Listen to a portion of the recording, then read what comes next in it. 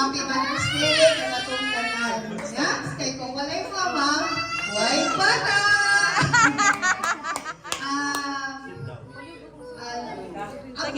Ako din isa sa ninang ni Lina, which is silingan ra kay Tipod sa Ramos.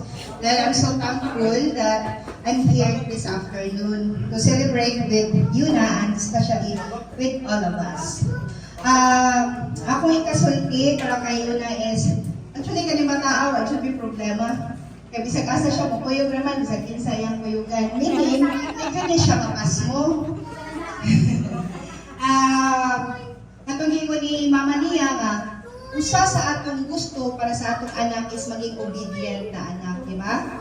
So, we always keep include in our prayers na magpabilin siyang buutan o obedient hantod sa hantod. Kaya ganun atong anak, forever mali, di ba? Kaya forever man tanga na ay mama.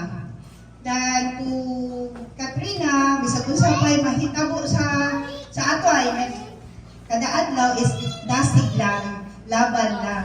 Not only for the mama of Yuna, but for all of us na mama. Yes. For Yuna, always remember Yuna nga, ang LM na Food Pit or Cebuana Foods Industries are always there to give you banana.